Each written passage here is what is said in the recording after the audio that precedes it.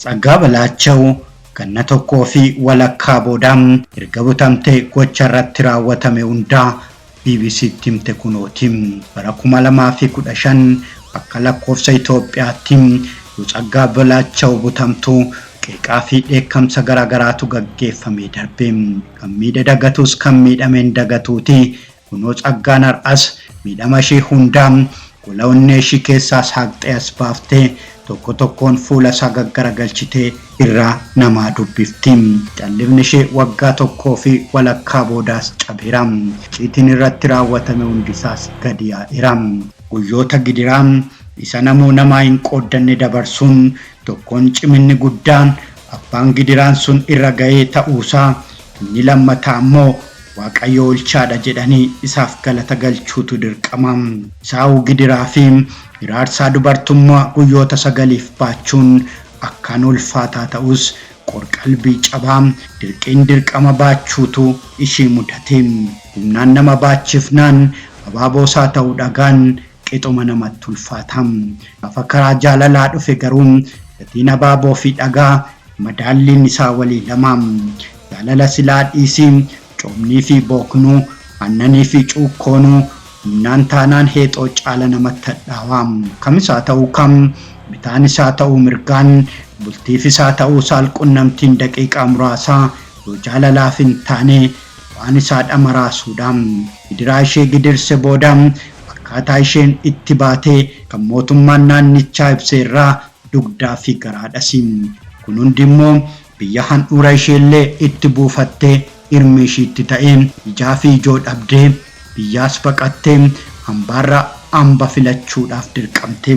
Of bilisoomsuudhaaf jecha karaa foddaan hulluuqa jedhee takkaa yaadeen beeku. Kutaan itti butame keessa taa'ee anaa fi bilisummaa koo gidduu qaawwi boqonnaa foddaa xiqqoo tokko qofaadha. Ana gadhiisaniif jedhee badhaa fi boo'ichiin ani dhageessisaa ture.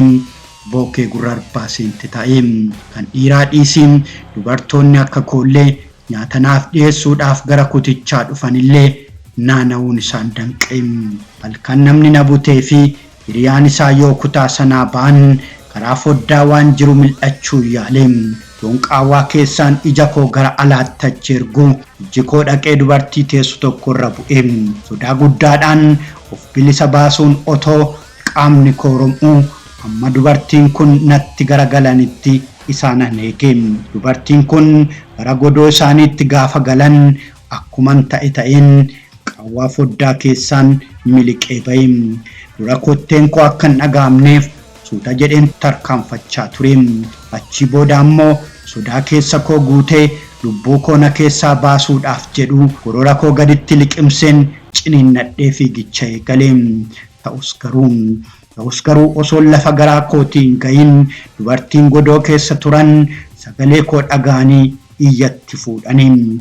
Ani immoo saffisa koo dabaleen fiigicha koo itti fufeen hangan gaafaa qabamuttiin jedheen. Sana booda warri baran warri na butan hordofanii na ari'achuu jalqabanii. Jarreen na ari'atan kana yoon of duukaa garagalee ilaaluun namichi inni gaafa duraa na bute sun keessa hin jiru. Kuni xiqqoo gammachuu natti uume.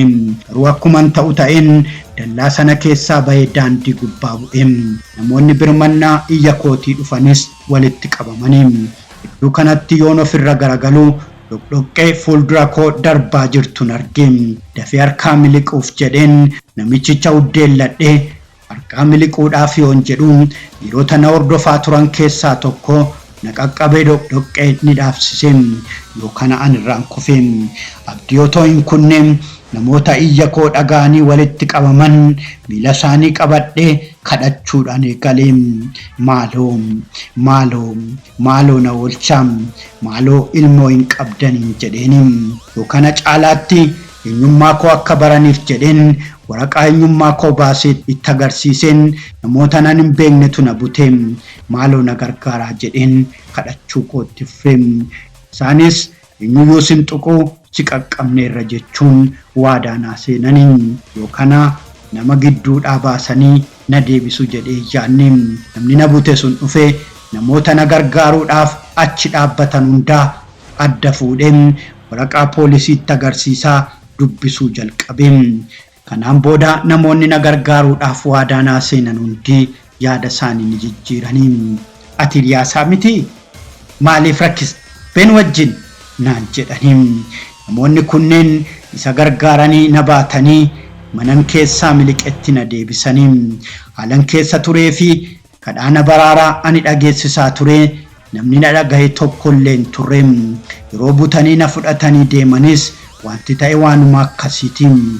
Butanii kan na fudhatanis gara galgalaa ture. Gaafa caamsaa 15 bara 2015 magaalaa Hawaasaatti lafan hojjedhurraa aduu dhiisifadheen ture kan hin adibahe. Manan kireeffadhee jiraadhu deemuudhaaf gara dhaaba taaksii deemeen konkolaataa tokko keessa seenee. Taaksiin yaabbadhee namoota gidiraanaa tolchaniin akka guutame kanan baree ergan keessa seenee. Keessa galee akkuman taa'een namni tokko fiigaa galee hiixateetuma na bira taa'e. Taaksiin keessi dhiirota qaama gurguddaa qabaniin akka guutame kanan baree nama natti hiixatee taa'eef iddoon duuba akka jiru agarsiisuuf yeroon ilaaluudha. Waraa jaallee jedhee yoon dubbadhu namoonni bitaa fi mirgaan jiran harkaa fi morma koo qabanii akkan hin sochoone natti himanii. Sa'aatii sanatti kanan yaadaa ture na saamuudhaaf se'een borsaa koo fudhatanii akka na gadhiisan hin gaafadhe. Edaa dubbiin akkana yaade miti akka kanniisaa kan natti odda'anii nuuf arge.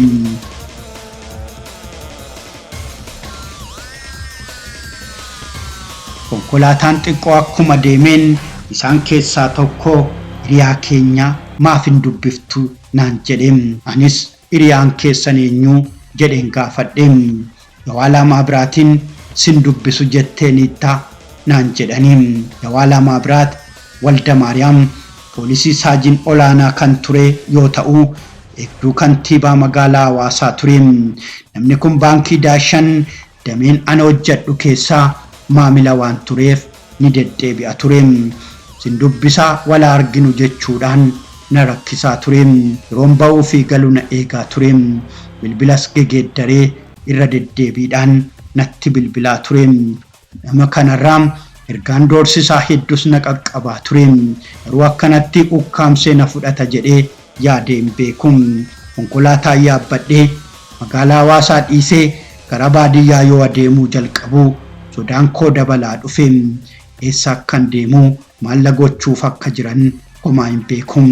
Harka namoota hin beekne keessa taa'een waa hundi natti bitaacha'e.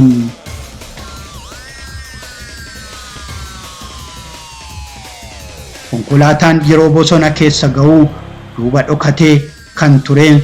Yawaalaa Maabiraat dhufee na bira taa'e. Duraan konkolaataa sana keessaa sagalee koo kadhannaa qofaatu dhaga'amaa ture. Amma garuu sirba cidhaa bananii sirbuu jalqabanii. Butii dhaalaataa jedhee yaade. Booda keessa akkan hubadhetti dhimmichi kana ture. Karaa dheeraa erga imallee booda mana baadiyyaa tokko biraa yoo geenyu isaaf gaabii kennanii anammoo fuula koo balaseedhaan na haguuganii. Konkolaataarraa buunee yeroo mana gallu namoonni balbalarra dhaabbatanii lilleedhaan nu simatanii. Yoodhuma kana Yawaalaa Maabiraat shugguxii baasee gara samiitti tolaarsuu jalqabee.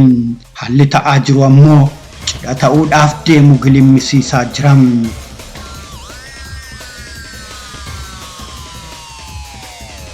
Namni hundi ni nyaataa, kaan immoo ni dhugaa, gariin immoo ni sirbaa. Isaan miira injifannoo labsaa jiru. Ani immoo nan boo'aa nan kadhadhaa. Takka turanii ammoo kutaa dukkanaa kurraaziin qofti keessaa ifu keessa na galchanii. Siree cabuudhaaf reeqqiftutu jira. Kutaa sana keessa siree cabuudhaaf reeqqiftutu jira.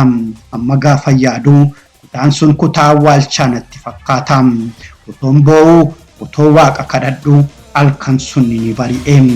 Bari'uu silaa hin oolu.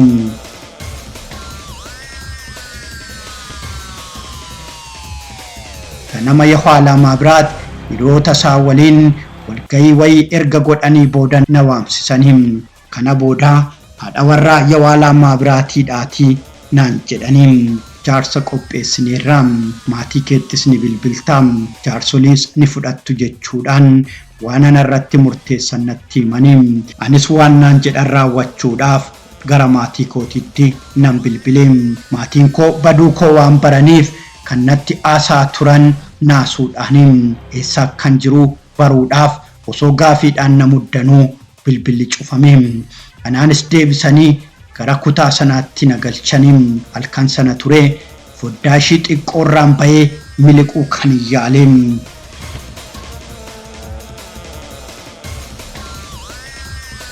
Murtoo kana kan hin murteessee filannoo biraa akkan hin qabne yeroon baruudhaan namni na bute murtoo mataa isaatiin haadha warraa kooti waan jedheef garuu yaaliin of miliqsuudhaaf taasisee waan kabajasaa tuqe ture.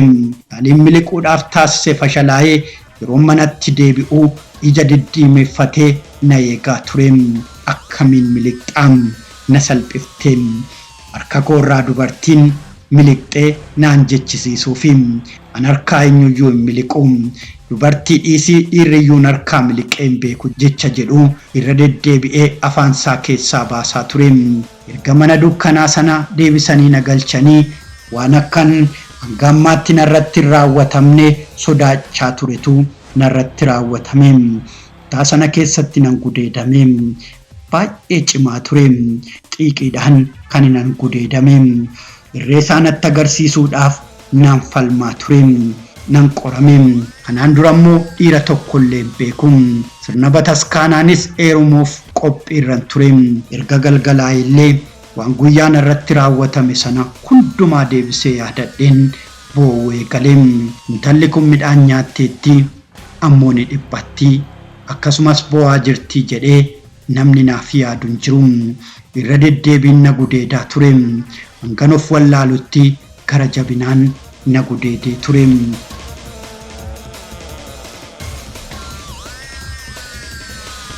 Guyyoota afaan haala kana keessa dabarsee homaa gochuus hin dandeenye.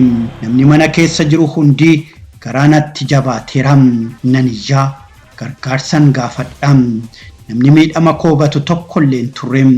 Nama gidduu taa'ee tan nama dhabe. Namni hunduu garaa natti jabaataa ture.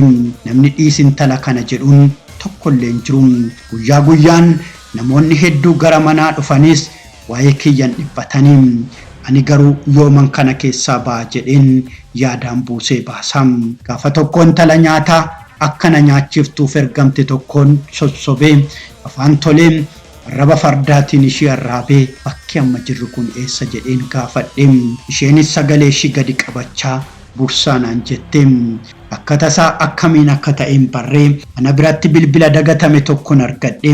Dafeen bursaan jira jedhee maatii kiyyatti ergeen yoodhuma sanatti ergaa sana balleesse. Erganan ergee maatii kiyya biraa kan ga'ee yeroo namni dhimmichaaf gurra kennu dhibee ofii isaatiif carraaqaa turanittiidha. Dubartiin anaa waliin hojjettu waa'ee koo yeroo gaafatamtu yoo lamaa biraat akkana fudhatee waan dubbatteef namni na butee miseensa poolisii ta'uusaa baraniiru. Biiroon dhimmichi isaa ilaallata jedhamus barbaadaa turanii.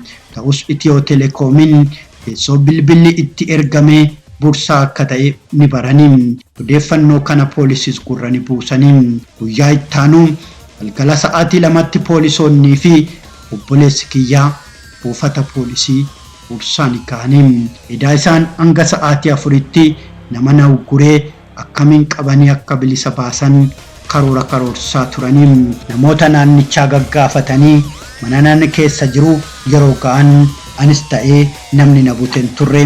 Yoo lamaa biraat odeeffannoo dursee waan argateef nagatee baqateera. Qaamni kiyya madaa'ee dadhabus lafa dheeraa miilaa fi dogdoqqeedhaan adeemaan ture. Daandii sodaachisaa wurriidhaan kan wal duuche keessa imaluufis dirqamnee turre. Beela'uus baadhuu wanta nyaataa hin turreef qaamni koo laafeera. Kanuma keessaan garuu hirummaa isaan irratti fayyadamaa ture. Maatii kiyya bira bilbilee jaarsa simadhaa waan isiniin jedhu godhaa jedhee akkan dubbadhu na dirqisiisaa ture. Boodarra sagalee kiyyas dhabanii jennaan butamee guyyaa 7ffaatti dhimmicha miidiyaa hawaasaa gubbaa ni baasanii. Dhimmichi miidiyaa hawaasaa gubbaatti ijoo dubbii ta'uun isaa poolisoota naannichaa na butan irratti dhiibbaan akka uumamu taasise. Maatii Yawaalaa Maabiraat to'annoo jala ooluus ni eegalaniin. Tarkaanfiin poolisii isaan irratti dhiibbaa waan uumeef jaarsoliin walitti dhufanii butamuu kiyyam akkan tole jedhu na amansiisuudhaaf hedduu yaalanii. Gaafa na amansiisuu dadhaban si gadhiisnaa gara mana keetii deemtaa, ergasii garuu araaraan xumurama naan jedhan. Dhimmichi araaraan akka xumuramu mirkaneessuudhaaf akkan kakuu raawwadhus natti himanii. Sirni kakuu ganama akka raawwatamu beellamaan osoo jirru poolisoonni magaalaan keessa ture akka gahan Yawaalaa Maabiraatiif odeeffannoon isa gaheen. Innis ana manuma keessatti na dhiisee baqate.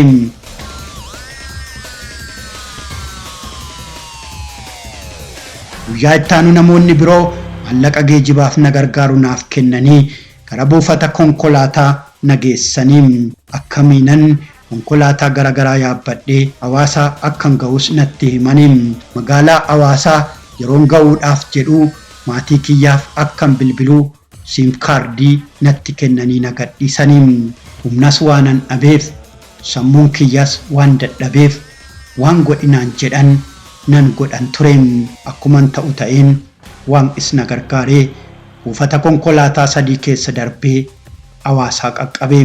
Maatii kiyyatti bilbileen gadhiifameeraa dhufaan jiraa seensa Hawaasaa irratti na eegaan jedheeniin. Seensa Hawaasaa yeroon ga'uu sakatta'a cimaatu ture. Konkolaataa poolisii hedduu dhaabbatee nama dhufuu hundaa sakatta'uun arge.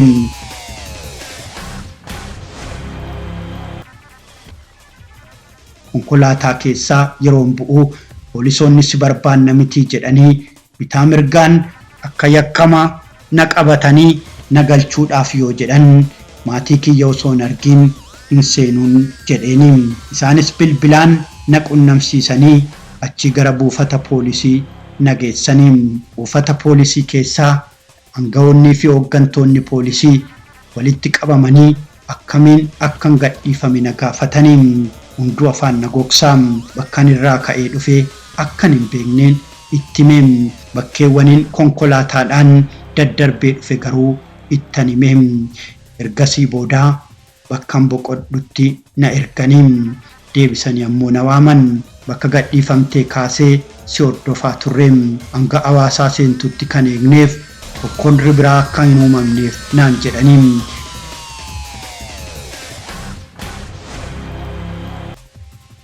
Ani gara Hawaasaa yeroon dhufu isa isaan na yaabbachiisaniin alaa buufata konkolaataa 2 qaxxaamure. Konkolaataanis hanga guutuutti eegaan ture. Buufata konkolaataa jalqabaa irratti okkorri akka hin uumamneef jedhamee yoo yaadame buufataawwan lamaan afan irratti poolisoonni na qabanii fidanii dhufuu danda'u ture. Xiqqoo ture obboleessi koo oduu yeroo dhaga'u opereeshinii qindaa'aadhaan ishii qabannee inni bosona seene jedhan. Ani garuu kan hin bahee gaggeeffameen. Takka ture ammoo hospitaala geeffameen qorannoon irratti taasifameen. Qorannoon booda manatti akkan galuu akka na gadhiisan poolisoota gaafadhus na didanii. Jecha ragaa kennuu akkan qabu natti himanii gara buufata poolisiitti na deebisanii. Sana booda kutaa tokko biiroo fakkaatuu fi firaashiin keessatti afamee keessa na galchanii. Kutaadhaan alaa eegdota dhiiraa fi dubaraatti jiru. Kutaa sana keessaa guyyoota 4 ture. Kutaa keessaas ba'uu hin danda'uun ture. Mana fincaanii kan hin deemu poolisootaan marfameen.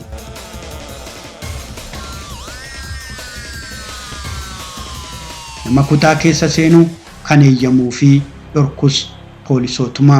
Eeyyama kootiin kutaa sana keessaa kan hin bulee gaafa arfaffaa sana qofa. Kunis kan ta'e guyyaa sa'aatii 10tti akkan ba'uu yeroo natti himamu geejiba manattiin deebi'uu dhabeen achuma buleen.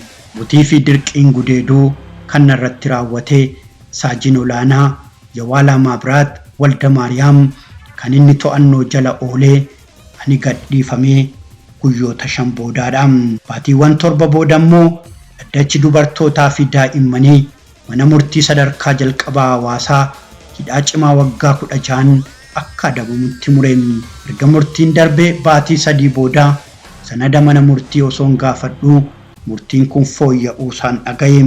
Adabbii waggaa 16 waliyyannoodhaan hapheeffamee fi gara waggaa 10tti gadi siqeeranaan jedhanii. Murteen kun yoom akka murtaa'e hin barre. Murteen kun yeroo murtaa'e abbaan alangaa na beeksisee hin turre. Murtee jalqabaa kanaa fudhee ogeeyyiin seeraa hamma danda'an yaalaniiru jedhanii. Ija seeraan adabbii madaalawaa wanti jedhu jiraatus gama kamiinuu adabbiin miidhamtuudhaaf madaalawaa jedhamu jira jedhee si yaadu. Namni baay'ee kan yaadatu siqiqii yeroo gudeedaman jiru qofaadha. Ergasii miidhaan xiinsammuu hordofsiisu namoota baay'ee kan uwwisa. Gudeeddiin dhimma daqiiqaaf raawwatamu qofaa kan itti fakkaatu tarii isa raawwatuuf ta'a. Ishee miidhamtuuf garuu dirmammoo umurii guutuu biraa hin hafneedha.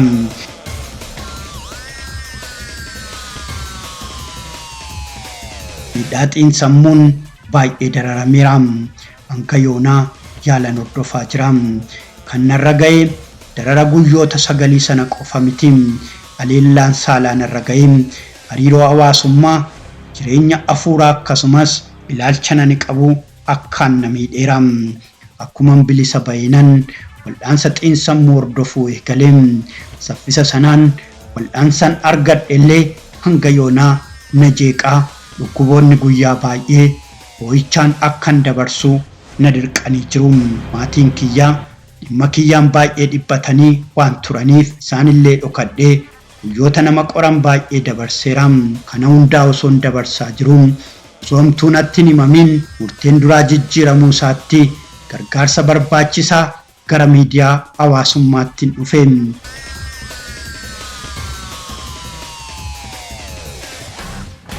Hammi dhibuu fi isa duras akkan hidhamee tures heereen TikTok irratti viidiyoo qopheesse. Dhimmi kiyya irra deebi'ee ijoo dubbii ta'e.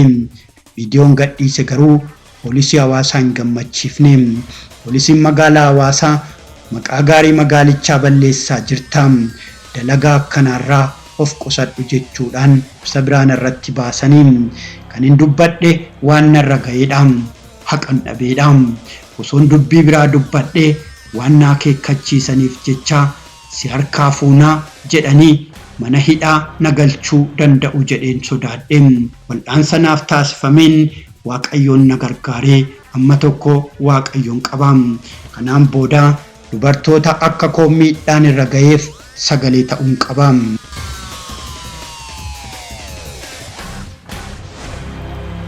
Kanaan ala biyya turuu hin danda'u. Carraan argadhetti fayyadamee biyyaa ba'uuf dirqameera. Ergan biyyaa bahee dubartoota mirga namoomaa idil addunyaa yookaan Amnesty International waliin hariiroo uume. Sababa sanaanan sagantaa gaddisiisaa ogeeyyii mirga namoomaa keessa seenee leenjii fudhachaa jira.